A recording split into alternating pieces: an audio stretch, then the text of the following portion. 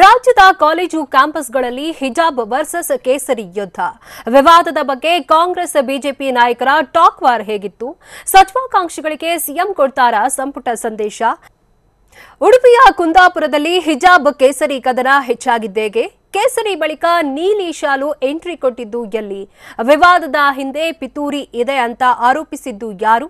ಇದೆಲ್ಲವನ್ನ ನೋಡೋಣ ಹಿಜಾಬ್ ವರ್ಸಸ್ ಕೇಸರಿ ನ್ಯೂಸ್ ಎಕ್ಸ್‌ಪ್ರೆಸ್‌ನಲ್ಲಿ.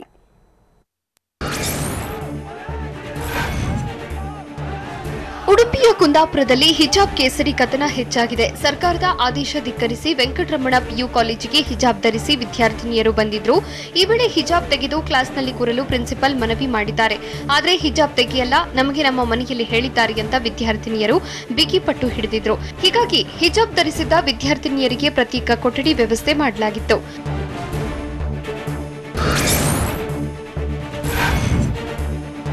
ಉಡುಪಿಯಲ್ಲಿ ಕೇಸರಿ ಶಾಲು ಹಿಜಾಬ್ ವಿವಾದ ನಿಲ್ಲುವಂತೆ ಕಾಣ್ತಿಲ್ಲ. ಕುಂದಾಪುರದಲ್ಲಿ ಕೇಸರಿ ಶಾಲು ರಾರಾಜಿಸಿದ್ದು ವಿದ್ಯಾರ್ಥಿಗಳು ಕೇಸರಿ ಶಾಲು ಧರಿಸಿ ಬಂದಿದ್ರು. ವೆಂಕಟರಮಣ ಪಿಯು ಕಾಲೇಜಿನ ಸ್ಟೂಡೆಂಟ್ಸ್ ಕೇಸರಿ ಶಾಲು ಧರಿಸಿ ಬಂದಿದ್ರು. ವಿದ್ಯಾರ್ಥಿಗಳನ್ನ ಕಾಲೇಜಿನ ಮೈದಾನದಲ್ಲಿ ಕುಂದಾಪುರ ಎಸ್ಐ ಸದಾಶಿವ ಗವರೋಜಿ ತಡೆದಿದ್ರು. ಇದಕ್ಕೂ ಮುನ್ನ ಕುಂದಾಪುರದ ಪ್ರಮುಖ ರಸ್ತೆಯಿಂದ ಕಾಲೇಜಿನತ್ತ ಕೇಸರಿ ಶಾಲು ಧರಿಸಿ ಮೆರವಣಿಗೆಯಲ್ಲಿ ಬಂದ ವಿದ್ಯಾರ್ಥಿಗಳು ಶ್ರೀರಾಮ ಘೋಷಣೆಯನ್ನು ಕೂಗಿದ್ರು.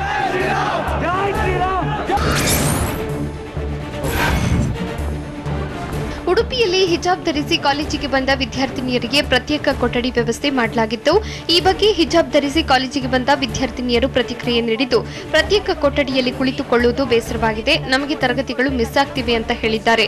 ಪೋಷಕರು ಹಿಜಾಬ್ ಧರಿಸಿ ಹೋಗಿ ಎಂದಿದ್ದಾರೆ. ನಮಗೂ ಹಿಜಾಬ್ ಧರಿಸುವ ಬಗ್ಗೆ ಖುಷಿ ಇದೆ, ಆದ್ರೀಗ ನಮ್ಮನ್ನ ಬೇರೆಯವರಂತೆ ಕಾಣ್ತಿದ್ದಾರೆ. ಕೋರ್ಟ್ ತೀರ್ಪು ನಮ್ಮ ಪರವಾಗಿ ಬರುತ್ತೆ ಎಂದು ವಿದ್ಯಾರ್ಥಿನಿಯರು ಹೇಳಿದ್ದಾರೆ.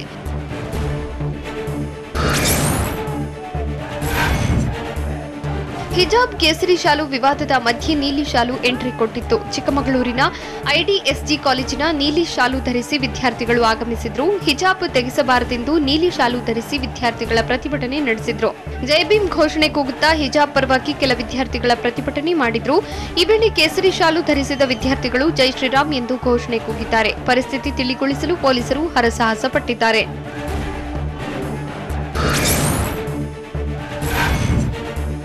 ಹಿಜಾಬ್ ಮತ್ತು ಕೇಸರಿ ಶಾಲು ವಿವಾದದ ಮಧ್ಯೆ ಹಿಂದೂ ಮುಸ್ಲಿಂ ಒಂದೇ ಅಂತ ಘೋಷಣೆ ಕೂಗಿ ಎಸ್ಎಫ್ಐ ಪ್ರತಿಭಟನೆ ಮಾಡಿದೆ. ಹಾವೇರಿ ತಾಲೂಕಿನ ಗಾಂಧಿಪುರ ಸರ್ಕಾರಿ ಪ್ರಥಮ ದರ್ಜೆ ಕಾಲೇಜಿನಲ್ಲಿ ಧರಣಿ ಮಾಡಲಾಗಿದೆ. ರಾಷ್ಟ್ರಧ್ವಜ ಹಿಡಿದುಕೊಂಡು ಸಮಾನತೆ ಸೌಹಾರ್ದತೆ ಪರ ಘೋಷಣೆ ಕೂಗಿದ್ದು, ಎಸ್ಎಫ್ಐ ಕಾರ್ಯಕರ್ತರಿಗೆ ಕಾಲೇಜಿನ ಕೆಲವು ವಿದ್ಯಾರ್ಥಿಗಳು ಸಾಥ್ ಕೊಟ್ಟಿದ್ರು.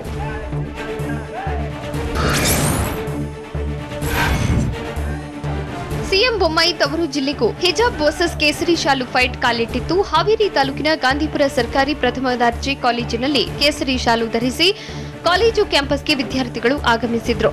ಕೇಸರಿ ಶಾಲು ಧರಿಸಿಕೊಂಡು ಬಂದ ಸುಮಾರು 50ಕ್ಕೂ ಹೆಚ್ಚು ವಿದ್ಯಾರ್ಥಿಗಳು ಕ್ಯಾಂಪಸ್ನಲ್ಲಿ ಜೈ ಶ್ರೀರಾಮ್, ಜೈ ಶಿವಾಜಿ ಅಂತ ಘೋಷಣೆ ಕೂಗಿದ್ರು. ಬಳಿಕ ಪೊಲೀಸರು ಪರಿಸ್ಥಿತಿ ತಿಳಿಗೊಳಿಸಿದ್ರು.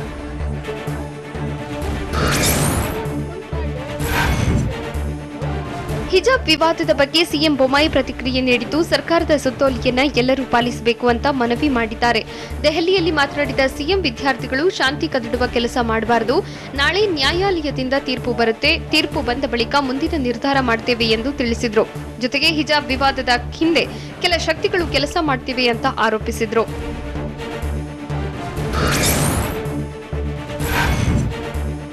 ಹಿಜಾಬ್ ವಿವಾದದ ಹಿಂದೆ ದೊಡ್ಡ ಪಿತೂರಿ ಇದೆ, ರಾಜಕೀಯ ನಾಯಕರಿದ್ದಾರೆ ಅಂತ ಶಿಕ್ಷಣ ಸಚಿವ ಬಿಸಿ ನಾಗೇಶ್ ಆರೋಪಿಸಿದ್ದಾರೆ. ವಿದ್ಯಾರ್ಥಿಗಳು ಯಾವುದೇ ಪ್ರಚೋದನೆಗೆ ಒಳಗಾಗಬೇಡಿ, ಶಾಲೆಗೆ ಬರುವಾಗ ಸಮವಸ್ತ್ರವನ್ನ ಧರಿಸಿ ಬನ್ನಿ ಎಂದು ಮೈಸೂರಿನಲ್ಲಿ ಸಚಿವ ಬಿಸಿ ನಾಗೇಶ್ ಮನವಿ ಮಾಡಿದ್ದಾರೆ.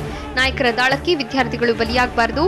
ಹಿಜಾಬ್ ಕೇಸರಿ ಶಾಲು ಹಸಿರು ಶಾಲು ಹಾಕಿಕೊಂಡು ಬಂದರೂ ತರಗತಿ ಇರಲ್ಲ, ಎಲ್ಲರೂ ಕಡ್ಡಾಯವಾಗಿ ಸಮವಸ್ತ್ರ ಧರಿಸಿಕೊಂಡು ಬರಬೇಕು ಎಂದು ಹೇಳಿದ್ದಾರೆ.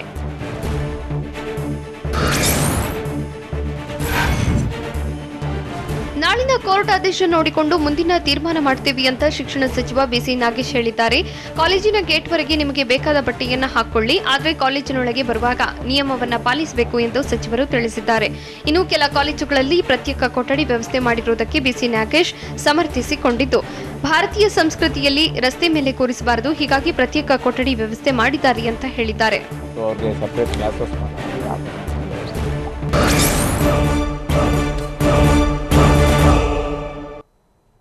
ರಾಜ್ಯದ ಮತ್ತಷ್ಟು ಕಾಲೇಜಿಗೆ ಹಿಜಾಬ್ ವಾರ್ ಹಬ್ಬಿದ್ದೇಗೆ? ಹಿಜಾಬ್ ಪರ ವಿರೋಧದ ಬಗ್ಗೆ ನಡೆದ ಪ್ರತಿಭಟನೆ ಹೇಗಿತ್ತು? ಪುಟ್ಟ ಕಂದಮ್ಮಗಳನ್ನ ತಂದು ಪ್ರತಿಭಟನೆ ಮಾಡಿದ್ದೆಲ್ಲಿ? ನೋಡೋಣ ವಸ್ತ್ರ ಸಂಘರ್ಷ ನ್ಯೂಸ್ ಎಕ್ಸ್‌ಪ್ರೆಸ್‌ನಲ್ಲಿ.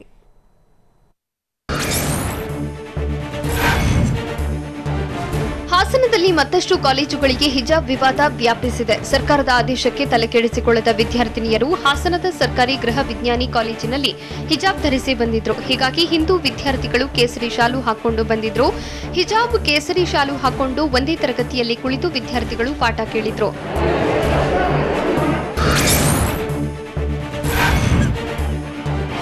ಶಿವಮೊಗ್ಗದ ಸಹ್ಯಾದ್ರಿ ಕಾಲೇಜಿಗೂ ಹಿಜಾಬ್ ಕಿಚ್ಚು ಕಾಲಿಟ್ಟಿದ್ದು, ಹಿಜಾಬ್ ಪರ ವಿರೋಧದ ಪ್ರತಿಭಟನೆ ನಡೆದಿದೆ. ಹಿಜಾಬ್ ವಿರೋಧಿಸಿ ವಿದ್ಯಾರ್ಥಿಗಳು ಸಹ್ಯಾದ್ರಿ ವಾಣಿಜ್ಯ ಕಾಲೇಜಿನಲ್ಲಿ ಧರಣಿ ನಡೆಸಿದ್ರು. ಕೇಸರಿ ಶಾಲು ಹಾಕಿಕೊಂಡು ಪ್ರತಿಭಟನೆ ನಡೆಸಿ ಏಕರೂಪ ಸಮವಸ್ತ್ರ ಜಾರಿ ಮಾಡಬೇಕೆಂದು ಒತ್ತಾಯಿಸಿದ್ರು.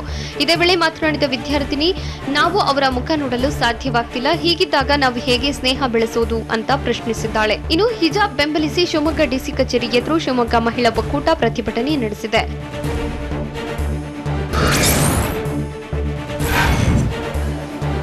ಹಿಜಾಬ್ ಕೇಸರಿ ಶಾಲು ವಿವಾದ ಕೋಲಾರಕ್ಕೂ ಕಾಲಿಟ್ಟಿದೆ. ಬಂಗಾರಪೇಟೆಯ ಕೆಸಿ ರೆಡ್ಡಿ ಪ್ರಥಮ ದರ್ಜೆ ಕಾಲೇಜಿಗೆ 45ಕ್ಕೂ ಹೆಚ್ಚಿನ ವಿದ್ಯಾರ್ಥಿಗಳು ಕೇಸರಿ ಶಾಲು ಹಾಕಿಕೊಂಡು ಬಂದಿದ್ರು. ಹಿಜಾಬ್ ವಿವಾದ ಶುರುವಾದ ಮೇಲೆ ಮುಸ್ಲಿಂ ವಿದ್ಯಾರ್ಥಿನಿಯರು ಹಿಜಾಬ್ ಧರಿಸಿ ಕಾಲೇಜಿಗೆ ಬರಲು ಆರಂಭಿಸಿದ್ದಾರೆ ಅಂತ ವಿದ್ಯಾರ್ಥಿಗಳು ಆರೋಪಿಸಿದ್ದಾರೆ. ಹಿಂದೂ ಜಾಗರಣ ವೇದಿಕೆ ಮುಖಂಡ ಕಿಶೋರ್ ರಾಮಮೂರ್ತಿ ನೇತೃತ್ವದಲ್ಲಿ ಪ್ರಾಂಶುಪಾಲರಿಗೆ ಮನವಿ ಪತ್ರ ನೀಡಿದ್ದಾರೆ.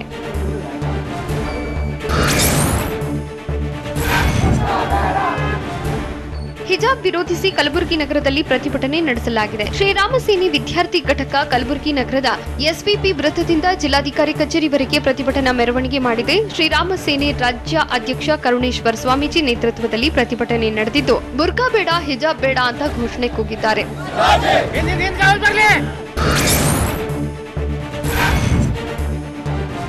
ಹಿಜಾಬ್ ಪರ ಕಾಂಗ್ರೆಸ್ ಅಲ್ಪಸಂಖ್ಯಾತ ಘಟಕ ಧರಣಿ ನಡೆಸಿದೆ. ಬೆಳಗಾವಿಯ ಜಿಲ್ಲಾಧಿಕಾರಿ ಕಚೇರಿ ಮುಂದೆ ಹಿಜಾಬ್ಗೆ ಅವಕಾಶ ನೀಡಬೇಕೆಂದು ಧರಣಿ ನಡೆಸಿ ಜಿಲ್ಲಾಧಿಕಾರಿ ಮೂಲಕ ರಾಷ್ಟ್ರಪತಿಗಳಿಗೆ ಮನವಿ ಸಲ್ಲಿಸಿದ್ದಾರೆ. ಇದೇ ವೇಳೆ ಪ್ರತಿಭಟನೆ ತೀವ್ರಗೊಳ್ಳುತ್ತಿದ್ದಂತೆ ಧರಣಿ ನಿರತರನ್ನ ಪೊಲೀಸರು ವಾಪಸ್ ಕಳಿಸಿದ್ರು. ಜಾಗ ಖಾಲಿ ಮಾಡದಿದ್ರೆ ಕೇಸ್ ದಾಖಲಿಸುವುದಾಗಿ ಎಚ್ಚರಿಕೆ ಕೊಟ್ಟು ಪ್ರತಿಭಟನಾಕಾರರನ್ನ ಚದುರಿಸಿದ್ರು.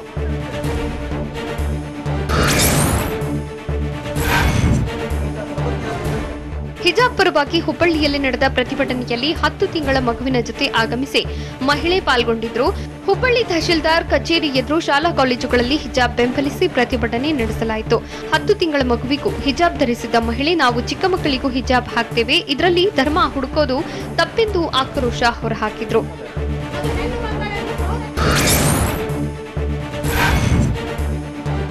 ಹಿಜಾಬ್ಗೆ ಅವಕಾಶ ನೀಡುವಂತೆ ಆಗ್ರಹಿಸಿ ಹಾಸನ ಜಿಲ್ಲಾಧಿಕಾರಿ ಕಚೇರಿ ಎದುರು ಪ್ರತಿಭಟನೆ ನಡೆಸಿದ್ದು, ಪುಟ್ಟ ಕಂದಮ್ಮಗಳ ಜೊತೆ ಮಹಿಳೆಯರು ಭಾಗಿಯಾಗಿದ್ದರು. ಹಿಜಾಬ್ ನಮ್ಮ ಹಕ್ಕು, ಹಿಜಾಬ್ ಹಿಜಾಬ್ ಎಂದು ಪ್ರತಿಭಟನಾಕಾರರು ಘೋಷಣೆ ಕೂಗಿದ್ರು. ತ್ರಿವರ್ಣ ಧ್ವಜ ಹಿಡಿದು ಪ್ರತಿಭಟನೆ ಮಾಡಿದ ಮಹಿಳೆಯರು ಹಾಸನ ಜಿಲ್ಲಾಧಿಕಾರಿಗೆ ಮನವಿ ಪತ್ರ ಸಲ್ಲಿಕೆ ಮಾಡಿದ್ರು.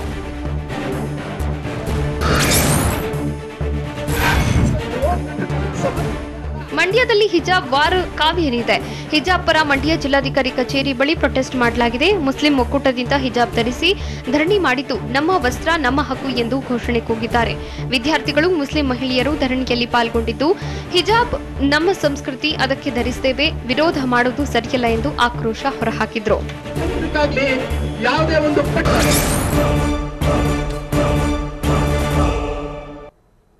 ಹಿಜಾಬ್ ವಿವಾದವನ್ನ ಬಿಜೆಪಿ ರಾಜಕೀಯವಾಗಿ ಬಳಸಿಕೊಳ್ತಿದೆ ಅಂತ ಆರೋಪಿಸಿದ್ಯಾರು? ಕಾಣದ ಶಕ್ತಿ ಕೆಲಸ ಮಾಡುತ್ತಿರುವ ಅನುಮಾನ ಇದೆ ಅಂತ ಗೃಹ ಸಚಿವರು ಆರೋಪಿಸಿದ್ದೇಕೆ? ಮೈಸೂರಿನಲ್ಲಿ ಕಾಂಗ್ರೆಸ್ ಬಿಜೆಪಿ ನಾಯಕರ ಮಾತಿನ ಯುದ್ಧ ಹೇಗಿದೆ? ಇದೆಲ್ಲವನ್ನ ನೋಡೋಣ ಸಮವಸ್ತ್ರ ಸಮರ ನ್ಯೂಸ್ ಎಕ್ಸ್‌ಪ್ರೆಸ್‌ನಲ್ಲಿ.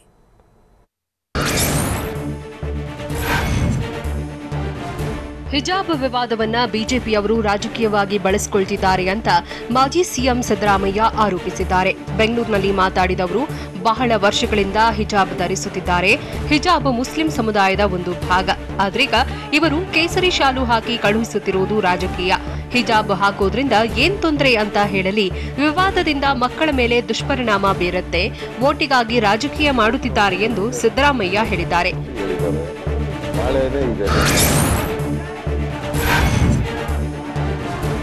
ಹಿಜಾಬ್ ಕೇಸರಿ ಶಾಲು ವಿವಾದವನ್ನ ಆರಂಭದಲ್ಲಿ ಬಗೆಹರಿಸಬೇಕಾಗಿತ್ತು. ಆದರೆ ಯಾರೋ 4 ಜನರಿಗೆ ಹೆದರಿ ಉಡುಪಿಯಲ್ಲಿ ಸಮಸ್ಯೆ ಬಗೆಹರಿಸಿಲ್ಲ ಅಂತ ಮಾಜಿ ಸಚಿವ ಯುಟಿ ಖಾದರ್ ಆರೋಪಿಸಿದ್ದಾರೆ. ಚಿಕ್ಕಬಳ್ಳಾಪುರ ತಾಲೂಕಿನ ಮೋಟ್ಲೂರಿನಲ್ಲಿ ಮಾತಾಡಿದವರು, ವಿಚಾರ ಕೋರ್ಟ್ನಲ್ಲಿದೆ, ಅಲ್ಲೇ ತೀರ್ಮಾನವಾಗಬೇಕು. ಈಗ ವಸ್ತ್ರ ಸಂಹಿತೆಯನ್ನ ಜಾರಿ ಮಾಡಬಾರದಿತ್ತು ಎಂದು ಹೇಳಿದ್ದಾರೆ.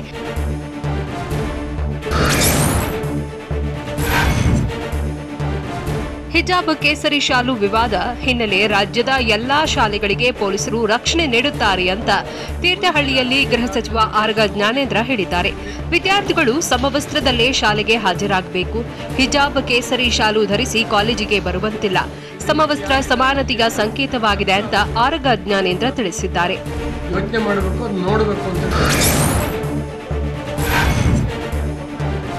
ವಿವಾದದ ಹಿಂದೆ ಕಾಣದ ಶಕ್ತಿಯೊಂದು ಕೆಲಸ ಮಾಡುತ್ತಿರುವ ಅನುಮಾನವಿದೆ.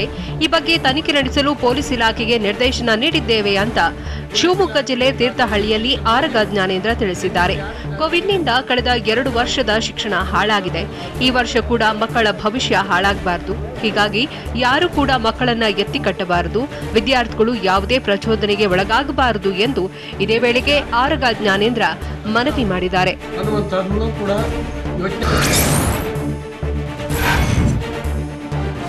ಹಿಜಾಬ್ ವಿವಾದ ರಾಜಕೀಯ ನಾಯಕ ವಾಕ್ಸಮರಕ್ಕೂ ಕಾರಣವಾಗ್ತಿದೆ.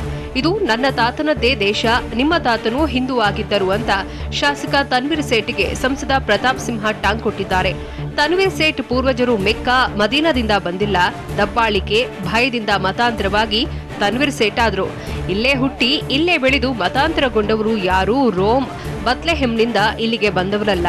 ಇದೆಲ್ಲ ತನ್ವೀರ್ ಸೇಠ್ ಅರ್ಥ ಮಾಡಿಕೊಳ್ಳಲಿ ಅಂತ ಮೈಸೂರಿನಲ್ಲಿ ಸಂಸದ ಪ್ರತಾಪ್ ಸಿಂಹ ಹೇಳಿದ್ದಾರೆ. ತನ್ವೀರ್ ಸೇಠ್ ಅವರ ತಾತನೂ ಕೂಡ ಪ್ರತಾಪ್ ಸಿಂಹ ಮತಾಂತರ ಆಗಲಿ ಅಂತ ಕಾಂಗ್ರೆಸ್ ಶಾಸಕ ತನ್ವೀರ್ ಸೇಠ್ ಟಕ್ಕರ್ ಕೊಟ್ಟಿದ್ದಾರೆ. ಪ್ರತಾಪ್ ಸಿಂಹ ಯಾವ ಮನಸ್ಥಿತಿಯಲ್ಲಿ ಮಾತಾಡ್ತಿದ್ದಾರೆ ಗೊತ್ತಿಲ್ಲ. ಬಹುಶಃ ಅವರು ಮಾನಸಿಕ ಸಮತೋಲನ ಕಳೆದುಕೊಂಡಿರಬಹುದು ಎಂದು ತನ್ವೀರ್ ಸೇಠ್ ಹೇಳಿದ್ದಾರೆ. ಅಲ್ಲದೆ ಶಾಲೆ ಕಾಲೇಜುಗಳಲ್ಲಿ ಸಮವಸ್ತ್ರ ಕಡ್ಡಾಯ ಮಾಡಿರುವುದು ಕಾನೂನು ಬಾಹಿರವಾದ ಆದೇಶ. ಸರ್ಕಾರದಿಂದ ಏಕಪಕ್ಷೀಯ ನಿರ್ಧಾರದ ಬಗ್ಗೆ ವಿಧಾನಸಭೆ ಅಧಿವೇಶನದಲ್ಲಿ ಚರ್ಚಿಸುತ್ತೇನೆ ಅಂತ ಹೇಳಿದ್ರು. ಆಯ್ತು, ನಮ್ಮ ಪೂರ್ವಜರು ರಾಜ್ಯದಲ್ಲಿ ಹಿಜಾಬ್ ಗದ್ದಲಕ್ಕೆ ಕಾಂಗ್ರೆಸ್ ಪಕ್ಷವೇ ನೇರ ಕಾರಣ ಅಂತ ಸಚಿವ ಕೆಎಸ್ ಈಶ್ವರಪ್ಪ ಆರೋಪಿಸಿದ್ದಾರೆ. ದಾವಣಗೆರೆ ಜಿಲ್ಲೆಯ ಹೊನ್ನಾಳಿ ತಾಲೂಕಿನ ಅರಕೆರೆ ಗ್ರಾಮದಲ್ಲಿ ಮಾತಾಡಿದವರು, ಹಿಂದೂ ಮುಸ್ಲಿಮರು ಸಹೋದರರಂತೆ ಬಾಳಬೇಕು. ಆದರೆ ಇದು ಕಾಂಗ್ರೆಸ್ ನಾಯಕರಿಗೆ ಬೇಕಾಗಿಲ್ಲ. ಶಾಲೆ ಅಂದ್ರೆ ಸಮವಸ್ತ್ರ ಎಂದು ಹೇಳೋದಕ್ಕೆ ಏನಾಗಿದೆ ಅಂತ ಸಿದ್ದರಾಮಯ್ಯರನ್ನ ಕೆಎಸ್ ಈಶ್ವರಪ್ಪ ಪ್ರಶ್ನಿಸಿದ್ದಾರೆ.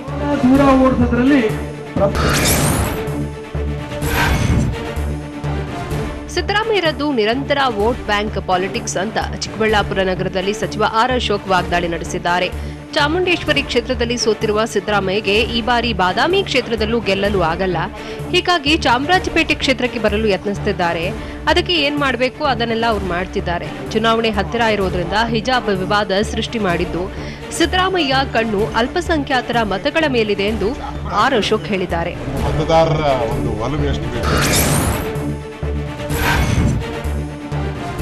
ಶಾಲೆ ಕಾಲೇಜುಗಳಲ್ಲಿ ಹಿಜಾಬ್ ಕೇಸರಿ ಶಾಲು ವಿವಾದ ತೀವ್ರಗೊಳ್ಳುತ್ತಿದ್ದು ಕೆಲವು ಸಂಘಟನೆಗಳು ಹೆಣ್ಣು ಮಕ್ಕಳನ್ನ ಪ್ರೇರೇಪಿಸುತ್ತಿದೆ ಅಂತ ಕುಮಾರಸ್ವಾಮಿ ಆರೋಪಿಸಿದ್ದಾರೆ. ರಾಮನಗರ ಜಿಲ್ಲೆಯ ಚನ್ನಪಟ್ಟಣ ತಾಲೂಕಿನ ಬೊಮ್ಮನಾಯಕನಹಳ್ಳಿಯಲ್ಲಿ ಮಾತಾಡಿದವರು, ಸಂಘಟನೆಗಳು ಸಮಾಜದ ಸ್ವಾಸ್ಥ್ಯ ಹಾಳು ಮಾಡುತ್ತಿದ್ದಾರೆ ಅಂತ ಕಿಡಿಕಾರಿದ್ದಾರೆ. ಮತಕ್ಕಾಗಿ ಸಮುದಾಯವನ್ನ ಬೆಂಬಲಿಸುವುದು ಸರಿಯಲ್ಲ. ವಿದ್ಯಾರ್ಥಿಗಳಲ್ಲಿ ದ್ವೇಷ ರಾಜಕಾರಣದ ಬೆಂಕಿ ಹಚ್ಚಬೇಡಿ. ನಮ್ಮ ಧಾರ್ಮಿಕ ಸಂಸ್ಕೃತಿ ಯಾರೂ ಅಲುಗಾಡಿಸಲಾಗಲ್ಲ ಎಂದು ಎಚ್ಡಿಕೆ ತಿಳಿಸಿದ್ದಾರೆ. ರಾಷ್ಟ್ರೀಯ ಪಕ್ಷಗಳಿಗೆ ನಾನು ಮನವಿ ಮಾಡತಕ್ಕಂಥ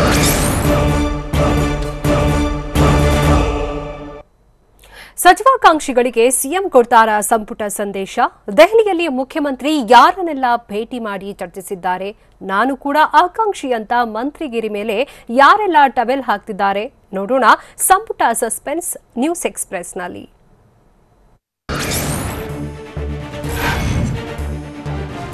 ಮುಖ್ಯಮಂತ್ರಿ ಬಸವರಾಜ ಬೊಮ್ಮಾಯಿ ದೆಹಲಿ ಪ್ರವಾಸ ರಾಜ್ಯ ಬಿಜೆಪಿಯಲ್ಲಿ ಕುತೂಹಲ ಮೂಡಿಸಿದೆ. ಸಂಪುಟ ವಿಸ್ತರಣೆಗೆ ಹೈಕಮಾಂಡ್ ಸಿಗ್ನಲ್ ನೀಡುತ್ತಾ ಸಿಎಂ ಬೊಮ್ಮಾಯಿ ಸಂಪುಟ ಸಂದೇಶ ಹೊತ್ತು ಬರ್ತಾರಾ ಅನ್ನೋದು ಪ್ರಶ್ನೆಯಾಗಿದೆ. ಇದೇ ವಿಚಾರವಾಗಿ ದೆಹಲಿಯಲ್ಲಿ ಪ್ರತಿಕ್ರಿಯೆ ನೀಡಿರುವ ಮುಖ್ಯಮಂತ್ರಿ ಬಸವರಾಜ ಬೊಮ್ಮಾಯಿ, ಸಚಿವ ಸಂಪುಟದ ಬಗ್ಗೆ ಚರ್ಚೆ ಮಾಡುತ್ತೇನೆ, ಆದರೆ ಬಹಿರಂಗವಾಗಿ ಮಾತನಾಡುವುದಿಲ್ಲ ಅಂತ ಹೇಳಿದ್ದಾರೆ.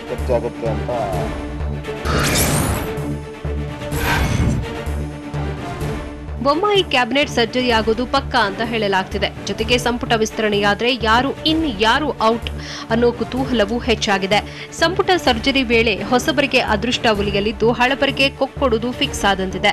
ಬಿಜೆಪಿ ಜೆಡಿಎಸ್ ಸಮ್ಮಿಶ್ರ ಸರ್ಕಾರದಲ್ಲಿ ಸಚಿವರಾಗಿದ್ದವರು BS Yeddyurappa, DV Sadananda Gowda, Jagadish Shettar CM ಆಗಿದ್ದಾಗ ಸಚಿವರಾದವರಿಗೆ ಬಿಎಸ್ವೈ ಮತ್ತು ಬೊಮ್ಮಾಯಿ ಸಂಪುಟದಲ್ಲೂ ಇದ್ದವರಿಗೆ ಕೊಕ್ಕೊಡುವ ಸಾಧ್ಯತೆ ಇದೆ.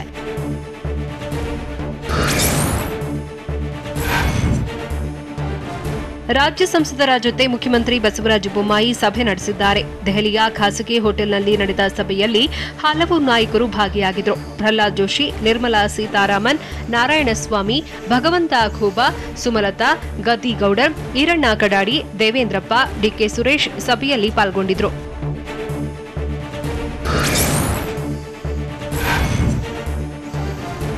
ಮುಖ್ಯಮಂತ್ರಿ ಬಸವರಾಜ ಬೊಮ್ಮಾಯಿ ದೆಹಲಿಯಲ್ಲಿ ಕೇಂದ್ರ ಹಣಕಾಸು ಸಚಿವೆ ನಿರ್ಮಲಾ ಸೀತಾರಾಮನ್ರನ್ನ ಭೇಟಿಯಾಗಿದ್ದಾರೆ.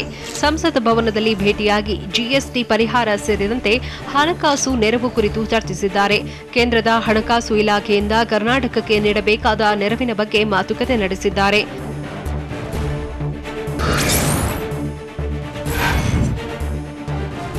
ನಾನು ಸಚಿವನಾಗುತ್ತೇನೆ ಎಂದು ಹೇಳಲು ಭವಿಷ್ಯಕಾರನಲ್ಲ ಅಂತ ಹೊನ್ನಾಳಿಯಲ್ಲಿ ಶಾಸಕ ಎಂಪಿ ರೇಣುಕಾಚಾರ್ಯ ಹೇಳಿದ್ದಾರೆ. ರಾತ್ರಿ 9 ಗಂಟೆಗೆ ದೆಹಲಿಗೆ ತೆರಳುತ್ತೇನೆ. ನಾನು ಶಾಸಕನಾಗಿ ಕ್ಷೇತ್ರಕ್ಕೆ ನನ್ನನ್ನು ಸಂಪರ್ಕಿಸಿಕೊಂಡಿದ್ದೇನೆ. ಸಚಿವ ಸ್ಥಾನ ಕೊಟ್ಟರೆ ನಾನು ರಾಜ್ಯಕ್ಕೆ ಸಮರ್ಪಿಸಿಕೊಳ್ಳುತ್ತೇನೆ. ಯಾವುದೇ ಖಾತೆ ಕೊಟ್ಟರೂ ನಾನು ನಿಭಾಯಿಸಬಲ್ಲೆ ಎಂದು ದಾವಣಗೆರೆ ಜಿಲ್ಲೆ ಹೊನ್ನಾಳಿಯಲ್ಲಿ ರೇಣುಕಾಚಾರ್ಯ ಹೇಳಿದ್ದಾರೆ.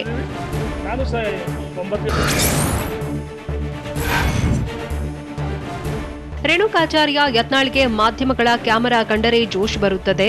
ಆದರೆ ರೇಣುಕಾಚಾರ್ಯ ಬಗ್ಗೆ ವರಿಷ್ಠರು ತೀರ್ಮಾನಿಸುತ್ತಾರೆ ಅಂತ ಸಚಿವ ಕೆಎಸ್ ಈಶ್ವರಪ್ಪ ಹೇಳಿದ್ದಾರೆ. ಉಳಿದ ಸಚಿವ ಸ್ಥಾನಗಳನ್ನು ಸೂಕ್ತರಿಗೆ ವರಿಷ್ಠರು ನೀಡುತ್ತಾರೆ. ರೇಣುಕಾಚಾರ್ಯ ಸಹ ಸಚಿವ ಸ್ಥಾನಕ್ಕೆ ಯೋಗ್ಯರಾಗಿದ್ದಾರೆ. ಸರ್ಕಾರ ಉಳಿಯಲು ಬೇಕಾದ ಕೆಲಸ ಹೈಕಮಾಂಡ್ ಮಾಡುತ್ತೆ. ನಮಗೆ ಕಾಂಗ್ರೆಸ್ ಜೆಡಿಎಸ್ನಿಂದ ಬೆಂಬಲ ನೀಡಿದ ಶಾಸಕರನ್ನ ನಾವು ಬಿಡಲು ಆಗೋದಿಲ್ಲ ಎಂದು ದಾವಣಗೆರೆಯಲ್ಲಿ ಈಶ್ವರಪ್ಪ ತಿಳಿಸಿದ್ದಾರೆ.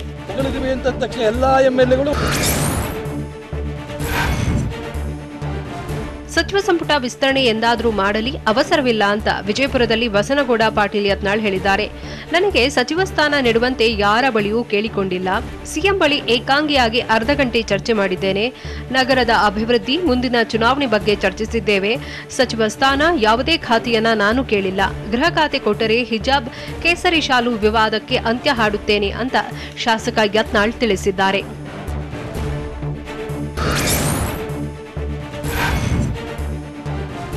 ಈ ಬಾರಿ ಸಚಿವ ಸ್ಥಾನ ಸಿಗುವುದಾಗಿ ಆರ್ ಶಂಕರ್ ವಿಶ್ವಾಸ ವ್ಯಕ್ತಪಡಿಸಿದ್ದಾರೆ. ಸಂಪುಟ ಪುನರ್ರಚನೆಯಲ್ಲಿ ಏನ್ ನಿರ್ಧಾರ ಆಗುತ್ತೋ ನೋಡಬೇಕು. ಆದರೆ ಯಾವುದೇ ಕಾರಣಕ್ಕೆ ನನ್ನ ಕೈ ಬಿಡಲ್ಲ ಅಂತ ಸಿಎಂ ಹೇಳಿದ್ದಾರೆ ಎಂದು ಹಾವೇರಿಯಲ್ಲಿ ಆರ್ ಶಂಕರ್ ತಿಳಿಸಿದ್ದಾರೆ. ಶ್ರೀಮಂತ ಪಾಟೀಲ್ ಹಾಗೂ ನನ್ನನ್ನ ಖಂಡಿತ ಮಂತ್ರಿ ಮಾಡ್ತಾರೆ. ಮುಂದೆ ನನಗೆ ವಿಧಾನಸಭೆ ಸ್ಪರ್ಧೆಗೆ ಅವಕಾಶ ಕೊಡೋದು ಬಿಡೋದು ವರಿಷ್ಠರಿಗೆ ಬಿಟ್ಟ ವಿಚಾರ. ಅವರು ಹೇಗೆ ನಿರ್ಣಯ ತೆಗೆದುಕೊಳ್ತಾರೋ ಅದರಂತೆ ನಡೆದುಕೊಳ್ಳುತ್ತೇನೆ ಅಂತ ಆರ್ ಶಂಕರ್ ಹೇಳಿದ್ದಾರೆ.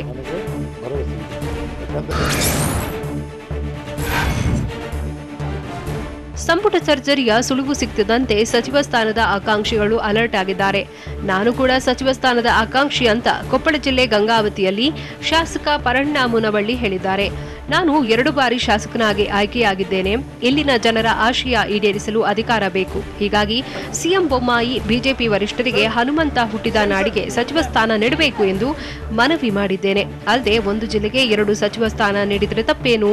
ಕೆಲ ಜಿಲ್ಲೆಗೆ 6 ಸಚಿವ ಸ್ಥಾನ ನೀಡಿದ್ದಾರೆ ಎಂದು ಪರಣ್ಣ ಮುನವಳ್ಳಿ ಹೇಳಿದ್ದಾರೆ.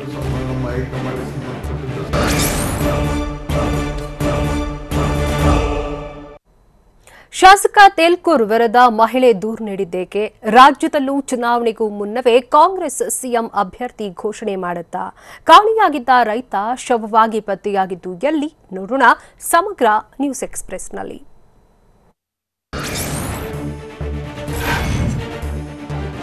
ಸೇಡಂ ಕ್ಷೇತ್ರದ ಬಿಜೆಪಿ ಶಾಸಕ ರಾಜಕುಮಾರ ಪಾಟೀಲ್ ತೇಲ್ಕೂರು ವಿರುದ್ಧ ಬೆಂಗಳೂರು ಪೊಲೀಸ್ ಆಯುಕ್ತರ ಕಚೇರಿಗೆ ಮಹಿಳೆ ದೂರು ನೀಡಿದ್ದಾಳೆ.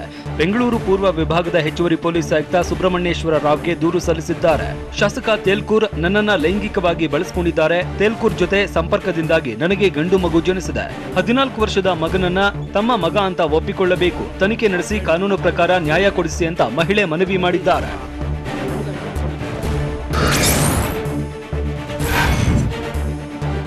ಚುನಾವಣೆಗೂ ಮುನ್ನ ಸಿಎಂ ಅಭ್ಯರ್ಥಿ ಘೋಷಿಸುವ ವಿಚಾರವನ್ನ ಹೈಕಮಾಂಡ್ ನಿರ್ಧಾರ ಮಾಡುತ್ತೆ. ನಾನೇನು ಹೇಳೋದಕ್ಕೆ ಆಗಲ್ಲ ಅಂತ ಬೆಂಗಳೂರಲ್ಲಿ ಕಾಂಗ್ರೆಸ್ ನಾಯಕ ಎಂಬಿ ಪಾಟೀಲ್ ಹೇಳಿದ್ದಾರೆ. ಪಂಜಾಬ್ನಲ್ಲಿ ಚುನಾವಣೆಗೂ ಮೊದಲೇ ಸಿಎಂ ಅಭ್ಯರ್ಥಿ ಘೋಷಣೆ ಮಾಡಲಾಗಿದೆ. ರಾಜ್ಯದಲ್ಲೂ ಈ ಬಗ್ಗೆ ಹೈಕಮಾಂಡ್ ನಿರ್ಧಾರ ಮಾಡುತ್ತೆ ಅಂತ ಎಂಬಿ ಪಾಟೀಲ್ ಹೇಳಿದ್ದಾರೆ. ಇನ್ನು ಪಂಜಾಬ್ನಲ್ಲಿ ಮಾಡಿದಂತೆ ಎಲ್ಲಾ ಕಡೆ ಆಗುತ್ತೆ ಅಂತ ಹೇಳೋಕ್ಕಾಗಲ್ಲ ಅಂತ ಸಿದ್ದರಾಮಯ್ಯ ತಿಳಿಸಿದ್ದಾರೆ.